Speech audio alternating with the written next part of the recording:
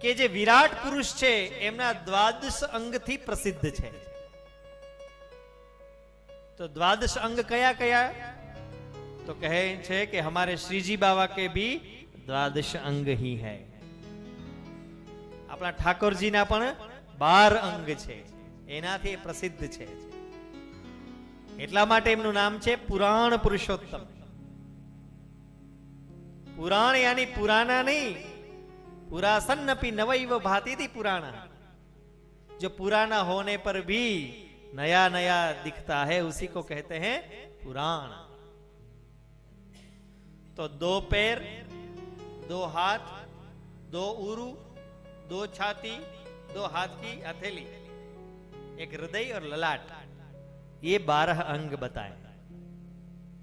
प्रथम स्कंद और द्वितीय स्कंद એ જમણો અને ડાબો પગ છે. ત્રીજો અને ચોથો જમણો અને ડાબી ભુજા છે. પાંચમો અને છઠ્ઠો જમણો અને ડાબી ઉરુ છે. સાતમો સ્કંદ જમણા હાથની હથેળી છે. આઠમો સ્કંદ જમણું વક્ષસ્થલ, નવમો સ્કંદ વામ વક્ષસ્થલ, 10મો સ્કંદ હૃદય, એકાદશ સ્કંદ લલાટ અને 12મો સ્કંદ ડાબા હાથની હથેળી. દ્વાદશાંગો વૈ પુરુષઃ. તો આ 12 સ્કંદ છે. એવી જ રીતે અહીંયા શ્રીજી બાવાના દ્વાદશ અંગ છે. એવું આ શ્રીમદ ભાગવત છે. શ્રીમદ ભાગવત એટલે શું? तो कि भगवता प्रोक्तम भागवतम. भगवान ने जो कहा है उसी को भागवत कहते हैं. भगवान ने क्या कहा है? कहते हैं कि भगवान ने वही कहा है जो हमारे हित में हो. अच्छा, बोले तो वे भगवान कैसे हैं? बोले हाँ, अब आए ना लाइन पे. कृष्ण कैसे हैं, कैसे दिखते हैं, कैसे चलते हैं, उनका स्वभाव क्या है, उनका स्वरूप क्या है? सच्चिदानंद रूपाय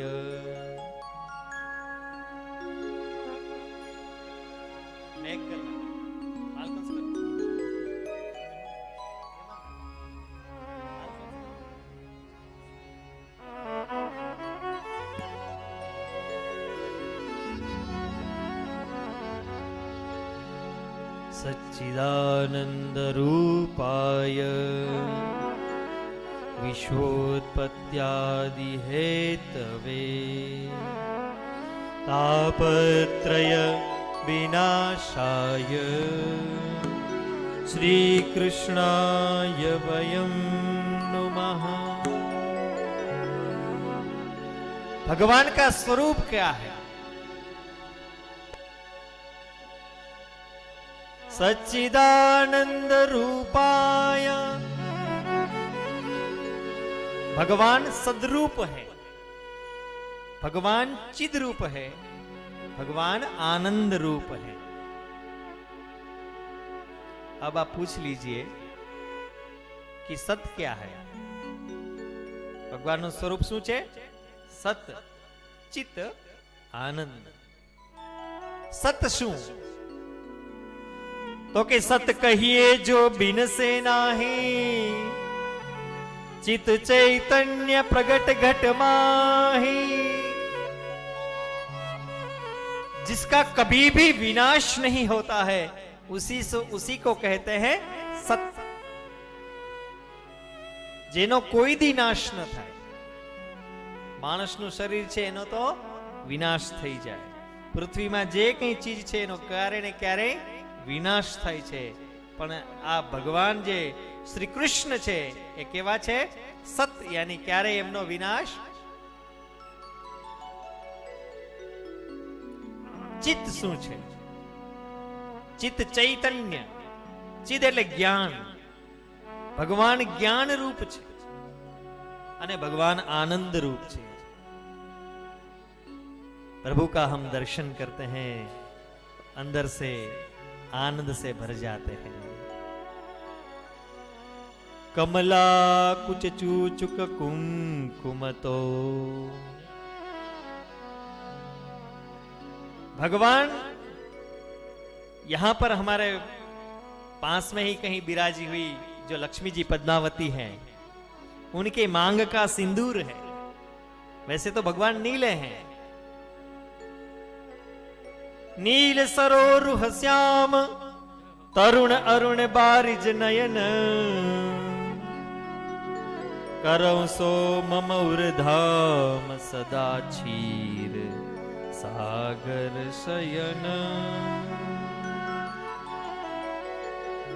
भगवान नील वर्ण के हैं, मेघ के जैसे हैं, श्याम हैं, लेकिन कमला की मांग का जो सिंदूर है, वह सिंदूर भी ठाकुर जी के अंग में लग जाता है तो लाल और नीले दोनों साथ में दिखते हैं।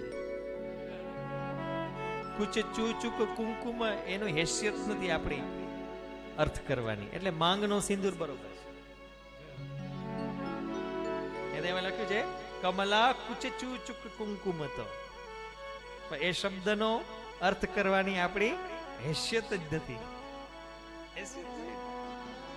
એટલે માંગનો સિંદૂર, અને માંગના સિંદૂરથી જે નીલ અને રક્ત બંને સાથે વર્ણવાળા છે એવા શ્રીનિવાસ તિરુવેંકટ સ્વામી।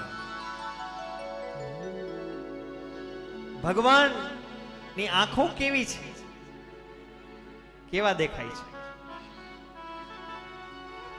અને પ્રભુ તો આંખોથી જ્યાં જોઈ લે અને આંખોમાં એવી છે કે આમ कटाक्ष करीने ज्या तीर मारे ने गम्मे ते घायल थई जाए। आज भी यदि आप किसी चित्र में भी यदि कृष्ण का दर्शन कर लेंगे, कोई चित्र में पण भगवान नु तमे मुख जोजो, भगवान केवा सुंदर रीते निरीक्षण करे छे। निरीक्षण ए पण स्वागतनु एक लक्षण छे। अतिथि आवे तो एने आपणे आंखोथी जोईए ने, ए पण स्वागतनु एक लक्षण छे। ये तो घना एवी रीते जोई ना, ऐसे देखते हैं अतिथि समझ जाता है कि अब जाने में ही भलाई है। संडे को बिना फोन करके आए हुए अतिथि के सामने आओ आओ, वो समझ जाता है कि अब जो काम है वो निपटा करके जल्दी से, लेकिन कोई ऐसे देख लेता है ये पधारी है। लेकिन हमारे श्याम सुंदर का नेत्र कटाक्ष, उससे कोई भी घायल हो जाए।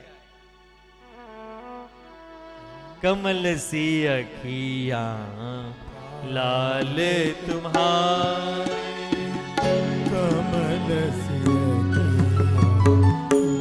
हमारे रशिश भाई गांधी कीर्तनकार हैं, तो भगवान की आंख और उनका कटाक्ष कैसा है, उनका वर्णन मालकंस राग में संक्षेप में सुनिए। जय हो।